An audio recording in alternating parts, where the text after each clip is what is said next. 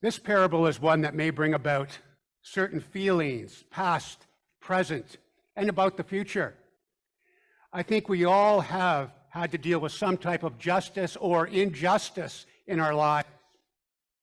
For me, seeing unjust judge and persistent widow fills me with a little grief, actually, and also some laughter as I'm reminded of the many judges I dealt with in my day, the courtroom antics from all sides. There are people who go to courtrooms today that are open and sit there for the day just for the entertainment, and it is entertaining.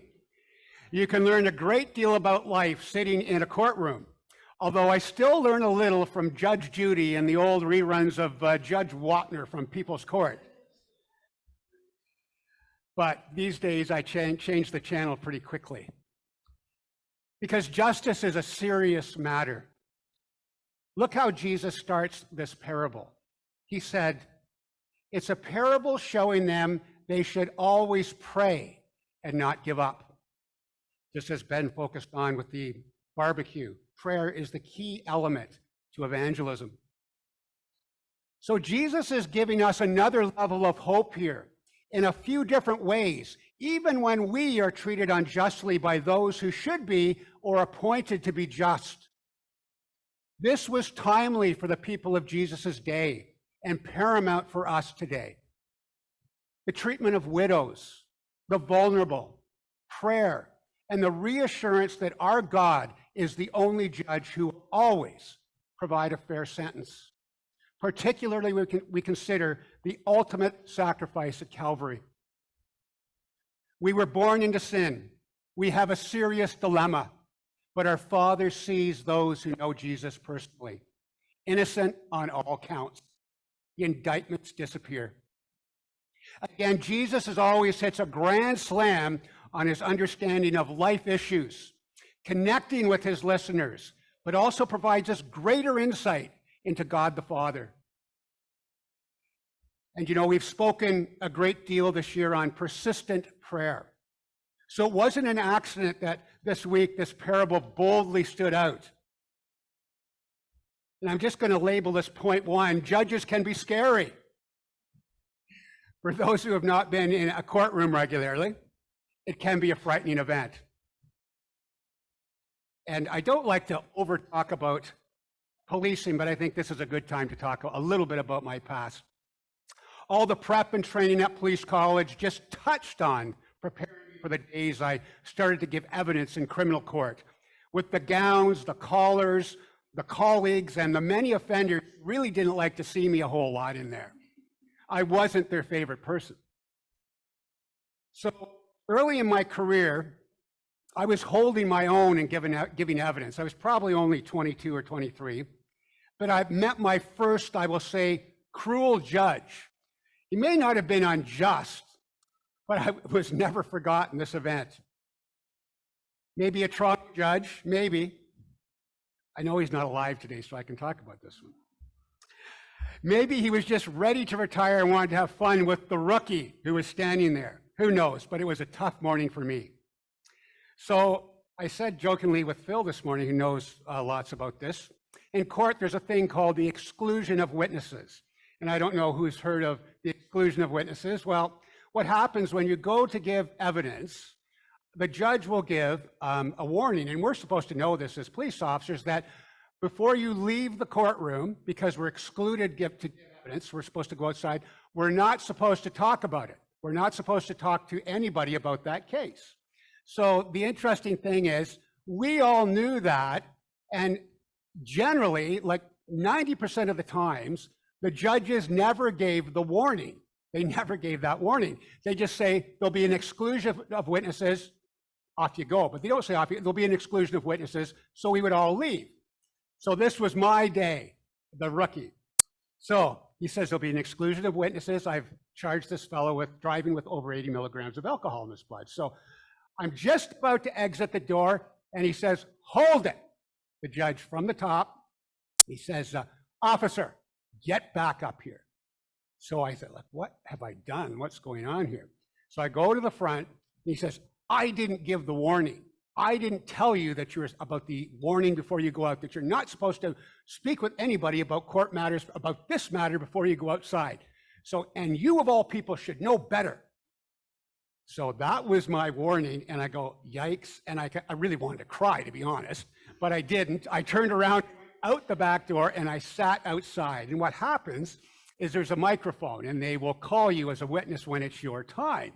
So what happened was, I'm sitting outside waiting, and I mean, I am now extremely nervous, want to cry, want to run, actually, because I don't want to go into that courtroom.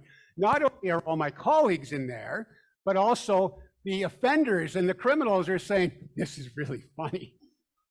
So anyways, time goes on for a little bit. Other people give their evidence on this case, and now I'm called to go and give my evidence.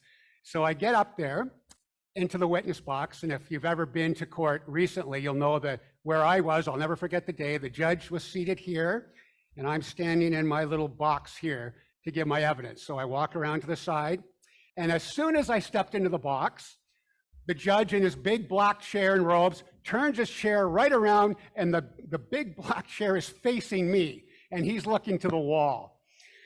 So I say, like, I want to just die. I want to die. And this is a judge. This is a provincial court judge.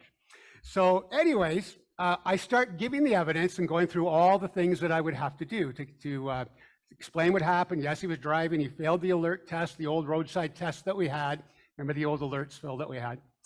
He blew a fail on that, took him to the station. He blew over 80 milligrams, pretty straightforward. But this was not straightforward dealing with this judge. So I through it all, and I somehow managed to get through it. Somehow managed to get through this trial. And every time there was something that would happen in the court, in front of him, he would turn the chair around and acknowledge that, but then as soon as it was back to me, zing, the chair was right back around, and this was the back of his chair and the back of his head. So we go through it all, and we finish the trial. So I go, now I can sit in the courtroom because I've given all my evidence, and I can't, give things out that shouldn't be given out. So I sit at the front row where I'm supposed to sit. I didn't want to do anything wrong at that point. So at that point, the judge goes through the evidence, and he said, there'll be a conviction registered, $1,000 fine, and a 1-year suspension. Thank you. So there's a sergeant in charge of the courts, and he was sitting there as well. And the sergeant said, don't leave this courtroom, don't leave the building before the end of this day, because you need to stay here and we need to talk to the judge. So I wait outside probably till lunchtime because he had to go and he had other cases in the afternoon. So I did have a chance to walk in with the judge all alone with the sergeant. And the sergeant says to the judge, this officer wants to speak to you for a moment. He says, well, what's the problem? He just wants to give an apology. Oh, smiles, gets out of his chair, and walks out.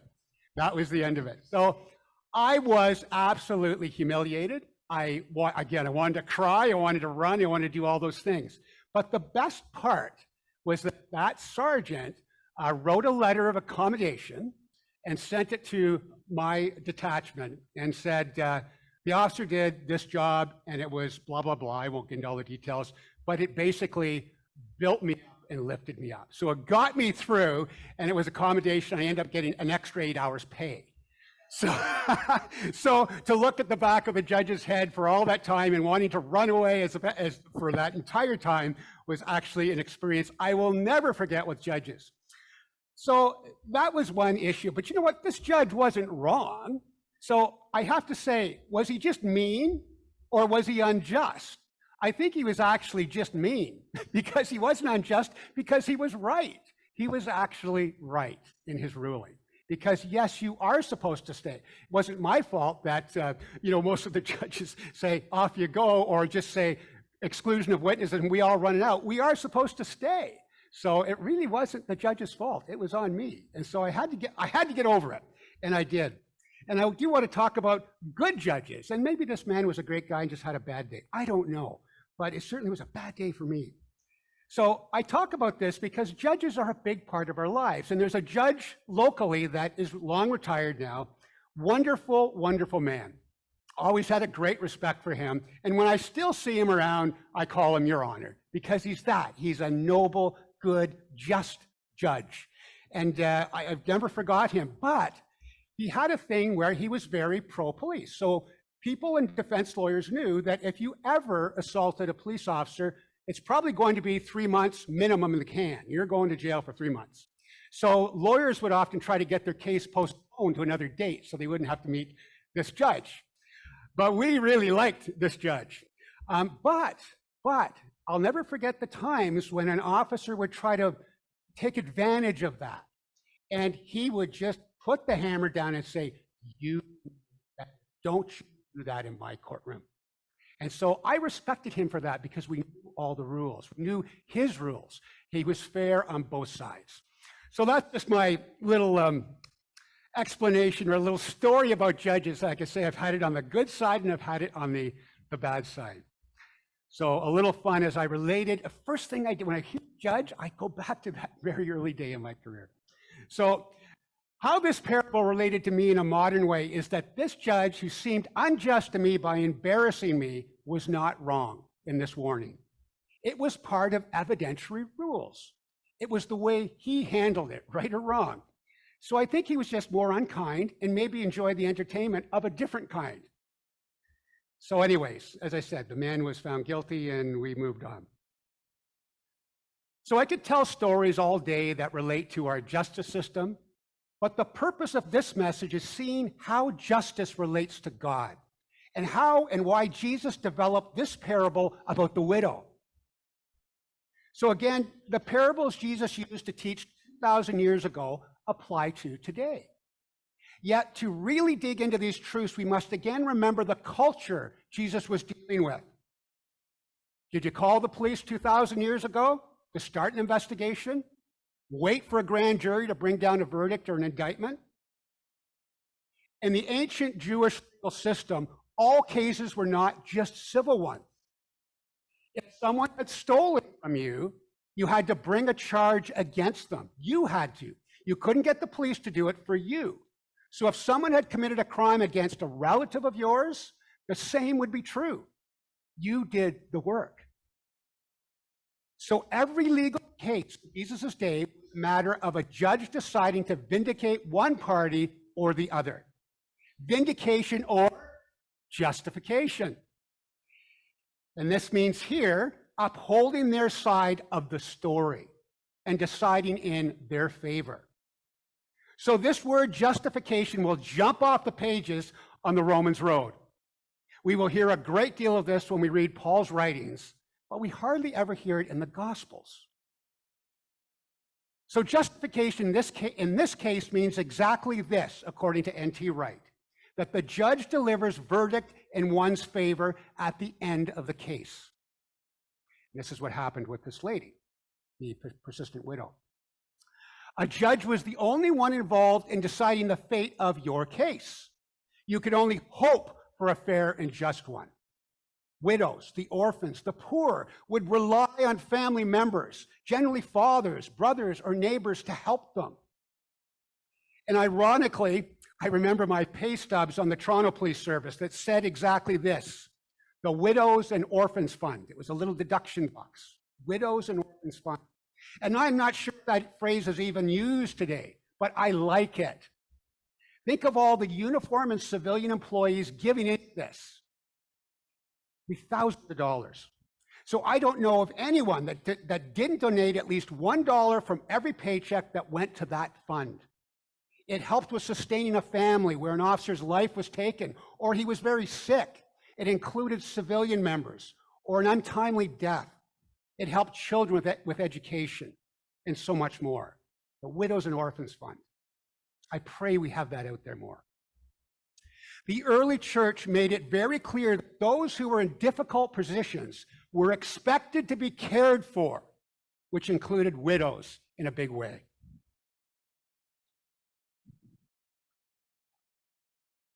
Sadly, we see our widows so often in our retirement communities or living in their long-term homes. The orphans moved from foster home to foster home are not being cared for as God intended them to be. Jesus was on a hot topic, an issue that filled the Old Testament, was known by the listeners of Jesus. As a parable, this had a once upon a time feel. So from last week, this would be a narrative parable. So the parable itself, we take it a little further. This parable is a standard Jewish argument called how much more? So if an unjust judge who didn't care for widows can dispense justice, how much more will the righteous judge of all the earth, who is known as the defender of widows and orphans, do so? How will he do it? So in this context, God would administer his justice, especially when Jesus came to judge the earth. So the principle is familiar from the Old Testament. God is faithful to act on behalf of and to vindicate his people by his acts in the present and especially his final day of judgment. The meat of this parable seems fairly straightforward. If the unjust judge yielded to the continuous cries of the widow, who was a stranger, and granted her the vindication she sought, how much more will God, who is just and their loving Father, hear the cries of his chosen ones who cry out to him day and night? In the story Jesus developed, we know the complaint, or we don't know the complaint, what the issues were, but her persistence was a key component, her persistence. And of course, Jesus adds the greatest vindication of all, his love for her to die on the cross, although this is from our perspective today. And just quickly, I think it's important to clarify a statement, or the statement. The NIV, I better grant her justice or she will come and attack me. I like that. An interesting sentence from Jesus, or from the NIV version, I'll better say that. A widow is going to attack the judge. Of course, I'm thinking of that chair, turn back. Translations and understanding of tradition is forefront once again. Literal translations will read, she will blacken my eye. That's actually what it should say. What we do see is this. The possible reason for the judges granting justice to the widow is now given, or there's a possibility that it's given. She will eventually wear me out is the likely possibility. Not literally hit me under the eye or attack me. So remember, Jesus is developing a story to help us understand the kingdom of God, the kingdom of heaven. Now, the other explanation could also be, she could make me look bad by having ignored her and give me a bad reputation, a blackened eye. That's what else it could mean. But the first is more likely, since the judge obviously did not care what other people thought. He didn't care about reputation. The exact reason for the judges yielding to the widow's request is rather vague. Jesus was making this his focus. And what the parable seeks to teach is not why God will bring justice for his people, but that he will bring justice for his people. And the final part of the parable in verse 8, related to the Son of Man's return, ties this parable closely to Luke 17, 22 to 37. And I'm going to read just a few verses, and it's worth reading through all of 22 to 37 to help with this parable. It's about the second coming, and later you'll see the verses that is often seen as the rapture or the rapture passages, the rapture passages here.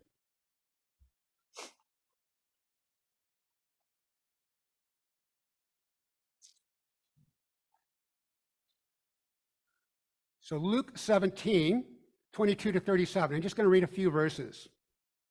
Then he said to his disciples, "The time is coming when ye will long to see one of the days of the Son of Man, but you will not see it. People will tell you, 'There he is,' or 'Here he is.' Do not go running after them, for the Son of Man in his day will be like the lightning, which flashes and lights up the sky from one end to the other.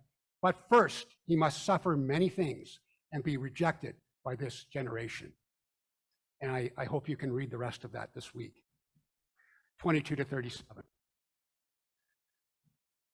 So the parable of the persistent widow is vital as it becomes a concluding illustration, that passage in chapter 17, and teaches that The day of the Son of Man will certainly come, even if there's an apparent delay. And this is important for us, as it's been suggested that Jesus knew there would be a delay. And statements such as, "Behold, I come quickly," is a heavenly timetable, not a human one. Although we certainly can look at the signs of the times today, the signs that Jesus gave us, which should keep us alert right now and right ready. And I will carefully say, I say this carefully, we must be closer now than 2,000 years ago, as we watch our world head towards self-induced destruction fueled by the evil one. There are so many classic children's stories that teach children that persistence and courageous confidence are a key to success. Even for the unlikely heroes, Jesus' parable teaches the same truth, but with a twist. Our persistence will pay off, but it won't pay off because of our strength or our ability. Instead, our persistence will pay off because God will ensure that it does through his strength. Justice is no doubt a big part of this story, but it's also about prayer. Jesus is speaking directly to them, his disciples, jumping back to verse 1 of Luke 18, that they should always pray. That's the first thing he says. Luke's perspective for prayer is a pattern or vital model for the Christian life. The idea is continual prayer, not continuous, non-stop prayer. Commentaries such as that the Lucan approach is this. The content of this prayer is no doubt, your kingdom come. Your kingdom come.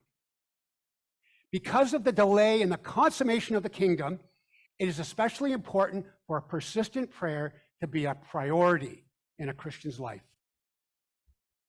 This goes back to the already not yet that we talk about quite often.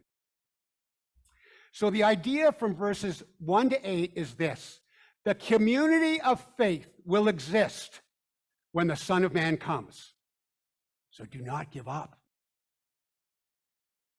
That thought, or the thought, is not give up in light of the delay of kingdom come.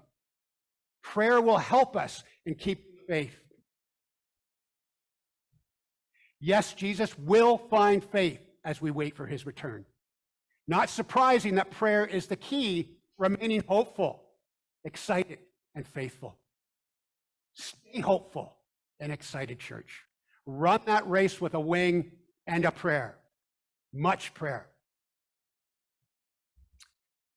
As a final reminder on this hot Sunday morning, if ever in the legal system, for whatever reason, please don't leave the courtroom until you receive the full caution by the judge if the judge orders an exclusion of witnesses. Nothing worse than speaking to the back of a judge's head in a big black chair. So friend, let's begin our communion service with a hymn. Let's take this time to remember him in prayer and by his holy sacrament.